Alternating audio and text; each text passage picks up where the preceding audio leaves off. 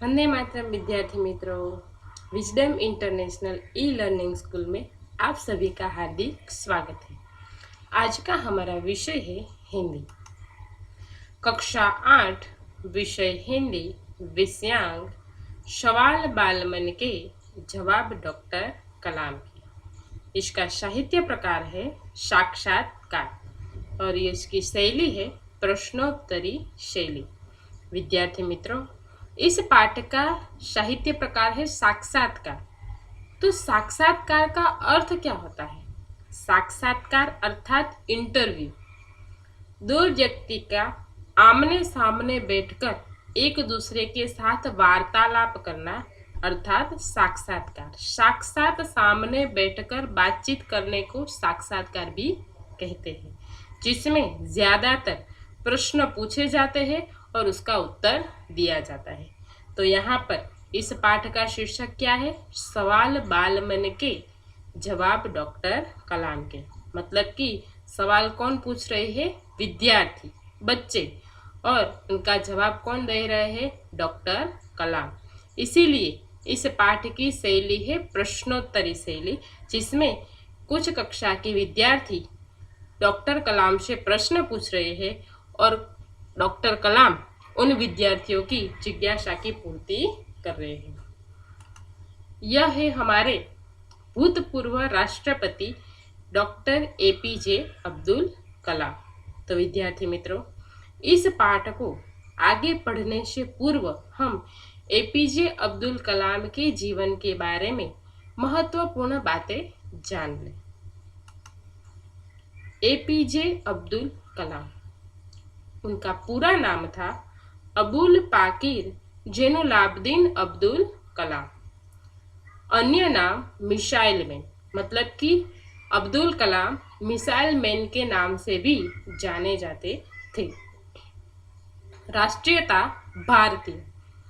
व्यवसाय इंजीनियर, वैज्ञानिक, लेखक, प्रोफेसर और एक सफल राजनीतिज्ञ थे। जन्म 15 अक्टूबर 1931। जन्म स्थान धनुषकोडी, रामेश्वरम, तमिलनाडु, भारत। निधन 27 जुलाई 2015। निधन के समय आयु 83 वर्ष। मृत्यु स्थान शिलांग, मेघालय, भारत। प्रसिद्धि का कारण डॉक्टर एपीजे अब्दुल कलाम 2002 से लेकर 2007 तक भारत के राष्ट्रपति बने रहे, यही उनकी प्रसिद्धि का कारण है। पुरस्कार डॉक्टर एपीजे अब्दुल कलाम को पद्म भूषण, पद्म विभूषण और भारत रत्न जैसे महान पुरस्कारों से नवाजा गया था। डॉक्टर कलाम के जीवन की महत्वपूर्ण बातें। डॉक्टर अब्दुल कलाम वह व्यक्ति थे जो पायलट बनना चाहते थे, परंतु पायलट न बनकर मिसाइल मैन बन गए। उनका मानना था कि जीवन में आप जो कुछ भी यदि पाना चाहते हैं तो अपना हौसला बुलंद होना चाहिए। मतलब कि डॉक्टर कलाम पहले क्या बनना चाहते थे? एक पायलट बनना चाहते थे। उन्होंने इंजीनियरिंग भी उसी में की थी, लेकिन बाद में उन्होंने किसकी शोध की? मिसाइल की, और फिर एक साइंटिस्ट यानी कि वैज्ञानिक बन गए। उनका क्या कहना था कि जीवन में आपको अगर कुछ पाना है तो सबसे पहले क्या बुलंद होना चाहिए? आपका हौसला, आपका इरादा बुलंद होना चाहिए, ऐसा डॉक्टर कलाम कहते हैं। उनके परिवार में 5 भाई और 5 बहन थी। उनके पिता ज्यादा पढ़े लिखे नहीं थे। कलाम का बचपन आर्थिक तंगी में बीता था। यानी कि डॉक्टर कलाम के परिवार में 5 भाई और 5 बहनें थी और उनके परिवार में बहुत ही आर्थिक तंगी थी। उनके पिताजी पढ़े लिखे भी नहीं थे, लेकिन फिर भी डॉक्टर कलाम एक सफल वैज्ञानिक और एक सफल राजनीतिक बन पाए। वे पढ़ने के साथ रामेश्वरम के रेलवे स्टेशन और बस स्टेशन पर जाकर समाचार पत्र एकत्र करते थे और उसका वितरण भी करते थे। अर्थात डॉक्टर कलाम बचपन में जब बहुत छोटे थे तभी से रामेश्वरम के रेलवे स्टेशन और बस स्टेशन में जाकर समाचार पत्र एकत्र करते थे और वितरण भी करते थे। आत्मनिर्भर बनने के तरफ यह उनका पहला कदम था। मतलब कि बचपन से ही वो आत्मनिर्भर थे, सेल्फ डिपेंड, अपने आप पर निर्भर रहने की बात उनके मन में बचपन से ही आ गई थी। कलाम की आरंभिक शिक्षा रामेश्वरम में पूरी हुई थी। 2002 में राष्ट्रपति बनने के बाद भी उनके दरवाजे सदा आम जनता के लिए खुले रहते थे। मतलब कि 2002 में वो भारत के राष्ट्रपति बन चुके थे, लेकिन फिर भी आम जनता के बीच में ही वो रहते थे। उनके सारे समस्याओं, उनके प्रश्नों का वो हमेशा ही समाधान करते रहते थे।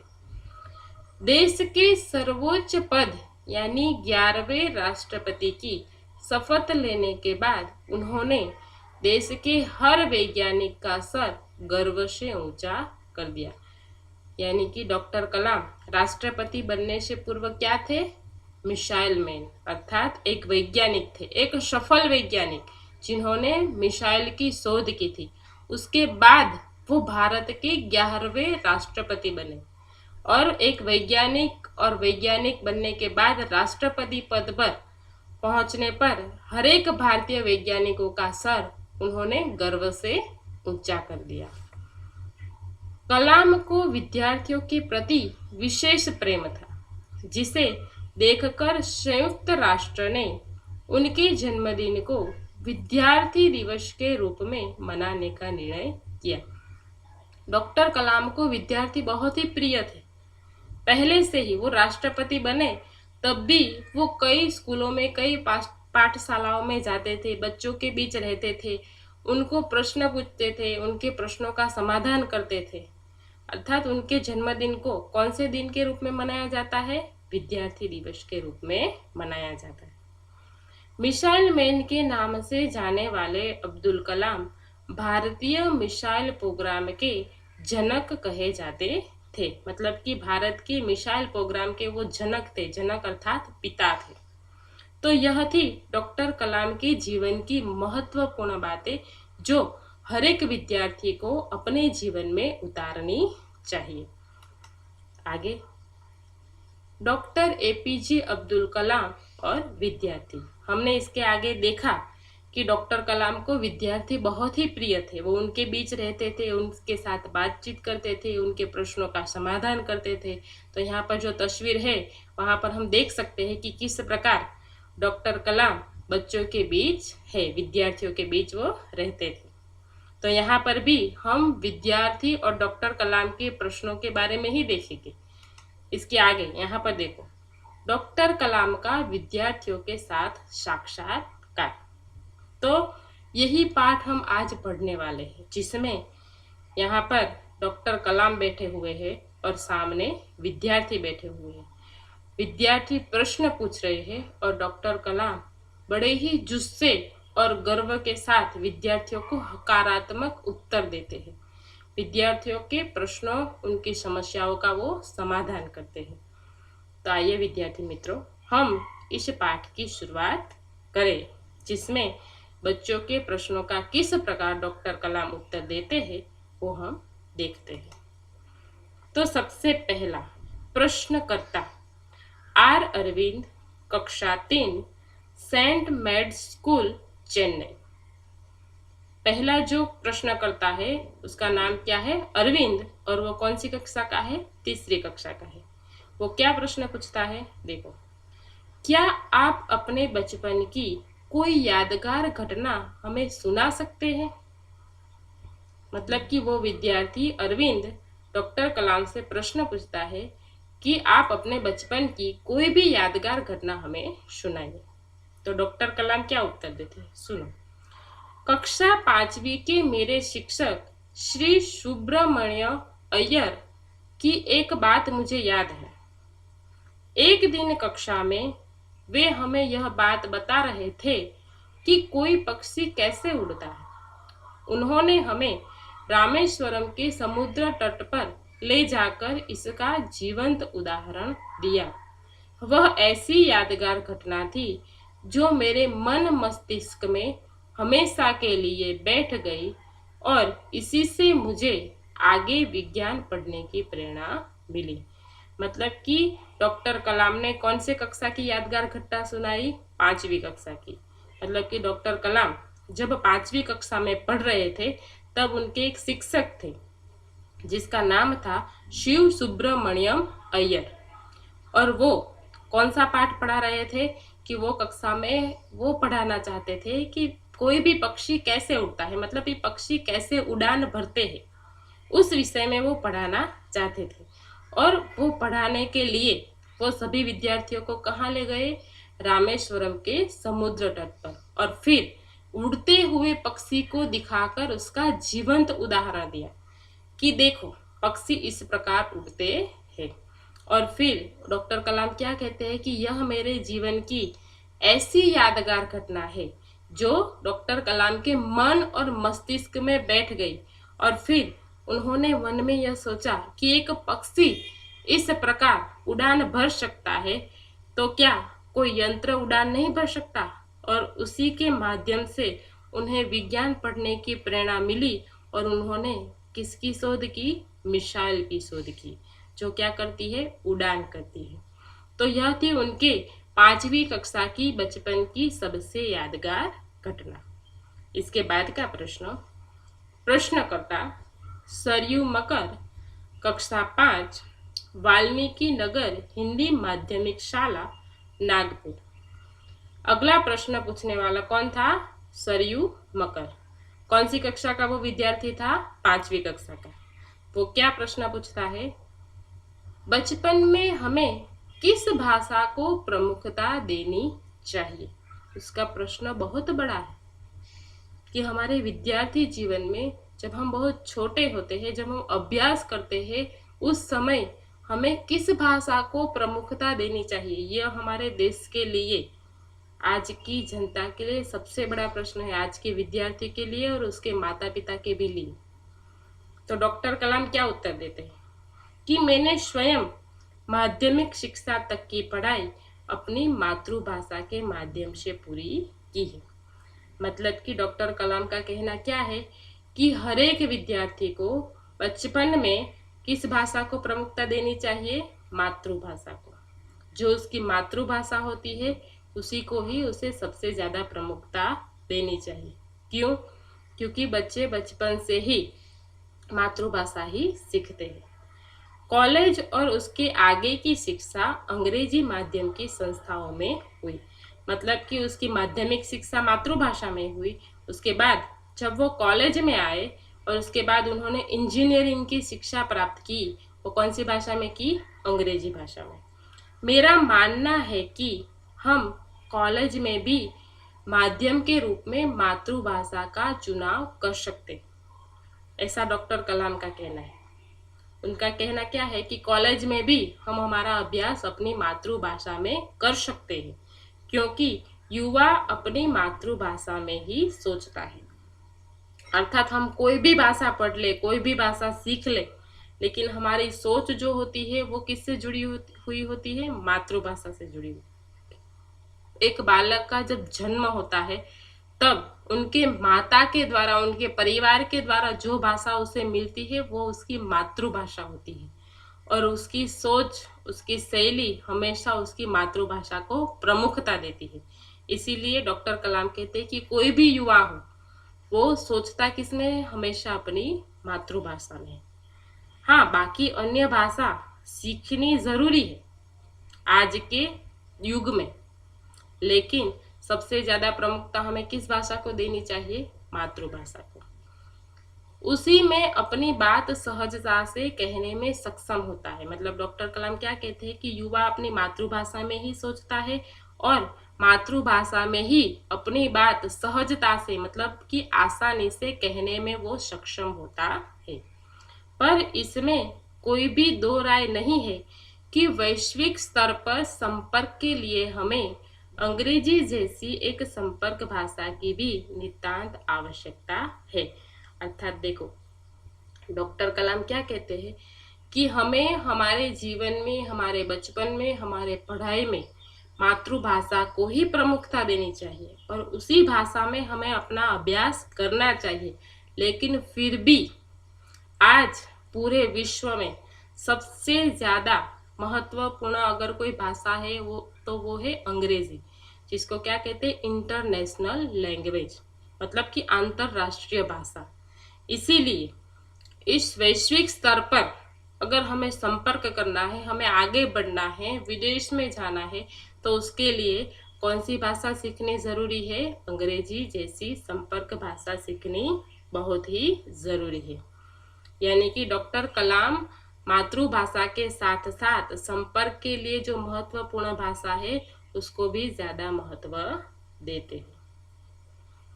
आगे का प्रश्नकर्ता अर्श पटेल, कक्षा 5, चंदूलाल विद्या मंदिर, मुंबई। आगे का जो प्रश्नकर्ता है उसका नाम है अर्श पटेल और वो भी 5वीं कक्षा का ही विद्यार्थी है, जो डॉक्टर कलाम से क्या प्रश्न पूछता है कि यदि हम आपकी तरह बनना चाहे तो हमें क्या करना चाहिए। देखो, 5वीं कक्षा का एक विद्यार्थी डॉक्टर कलाम से क्या प्रश्न पूछता है कि हमें भी आपकी तरह एक सफल वैज्ञानिक, एक सफल राजनीतिज्ञ, एक सफल प्रोफेसर बनना है तो हमें क्या करना चाहिए, किस प्रकार हमें मेहनत करनी चाहिए।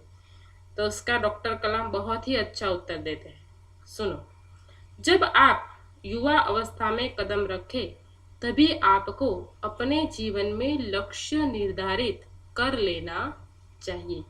सबसे बड़ी बात कि जब भी कोई भी विद्यार्थी अपनी युवा अवस्था में कदम रखे, यानी कि 18 साल के बाद जब वो अपनी कॉलेज की पढ़ाई करे, तब उनके जीवन का लक्ष्य निर्धारित होना चाहिए। मतलब कि उसे क्या बनना है वो उसे निश्चित कर लेना चाहिए कि वो भविष्य में क्या बनना चाहता है।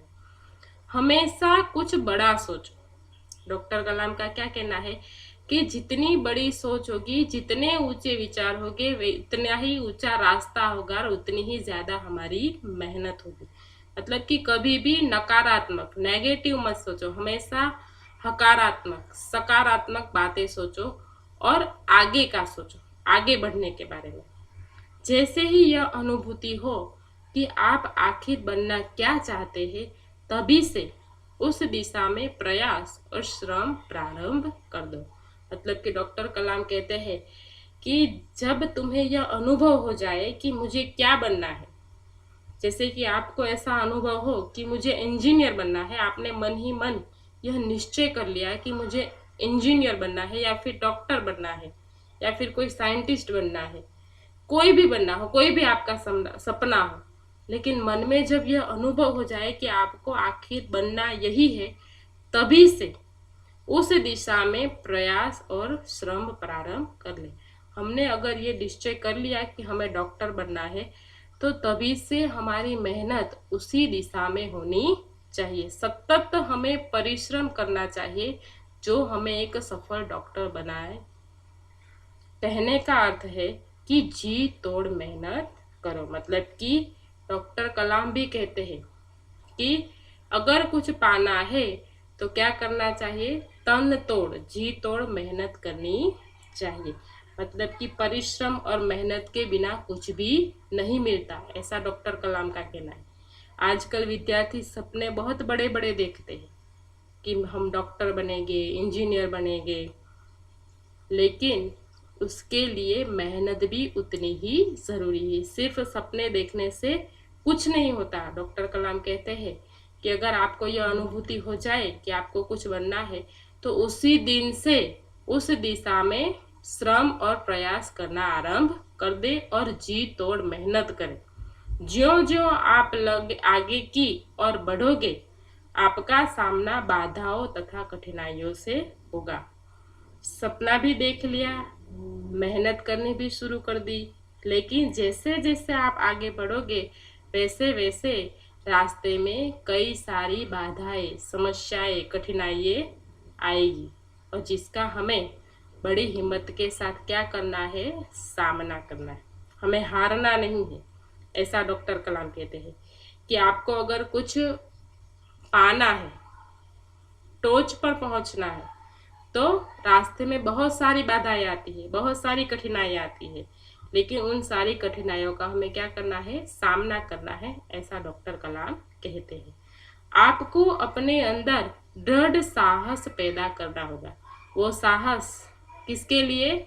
उन कठिनाइयों का सामना करने के लिए। इसीलिए डॉक्टर कलाम कहते हैं कि बहुत सारी मुश्किलें आएगी, लेकिन उस मुश्किलों का सामना करने के लिए आपको अपने अंदर हिम्मत पैदा करनी होगी। समस्याओं को पराजित करने में महारत हासिल करनी होगी। मतलब कि जो समस्या है, जो कठिनाई है, उसको अगर पराजित करना है तो हमें क्या हासिल करनी होगी? महारत हासिल करनी होगी। महारत हासिल करना, उसका अर्थ क्या होता है? एक मुहावरा है जिसका अर्थ होता है कि हौसला प्राप्त करना। महारत हासिल करनी मतलब सिद्धि प्राप्त करना, तभी जीवन में सफल हो पाओगे। मतलब कि समस्याओं को पराजित करने के लिए हमें हौसला पाना है, हमारे अंदर कला हासिल करनी है, और तभी हम हमारे जीवन में क्या हो जाएंगे? सफल हो जाएंगे। पहले यह जरूरी है कि आप निरंतर ज्ञान अर्जित करो। मतलब कि डॉक्टर कलाम कहते हैं कि जीवन में अगर कुछ पाना है तो हमेशा कुछ नया सोचना पड़ता है, नया ज्ञान अर्जित करना पड़ता है। हम एक मोबाइल लेते हैं, बराबर, अच्छा सा एक एंड्रॉयड फ़ोन आपने अगर खरीदा तो उस फ़ोन में भी कुछ समय के पश्चात अपडेट का ऑप्शन आता है। क्यों आता है? क्योंकि उस मोबाइल में भी दिन प्रतिदिन नए अपडेशन होते ही रहते हैं, तो उसको हम स्वीकार करते हैं और हमारे मोबाइल को क्या करते रहते हैं? हमेशा हम अपडेट करते रहते हैं, नए वर्जन को अपडेट करते हैं, नई ऐप को अपडेट करते हैं। तो उसी प्रकार हमें भी अगर आगे बढ़ना है तो सतत नया ज्ञान अर्जित करना होगा, हमें अपने आप को अपडेट करना पड़ेगा, तब जाके हम सभी लोगों के बीच रह पाएंगे, अपना कुछ अस्तित्व स्थापित कर पाएंगे। तो डॉक्टर कलाम ने बहुत ही अच्छा उत्तर दिया कि अगर हमें जीवन में कुछ प्राप्त करना है तो हमें किस प्रकार आगे बढ़ना है, इस बात को उन्होंने यहाँ पर समझाया है। तो विद्यार्थी मित्रों, आज हम यहाँ तक ही पाठ का अभ्यास करेंगे। आगे का पाठ का अभ्यास हम अगले वीडियो में करेंगे। धन्यवाद।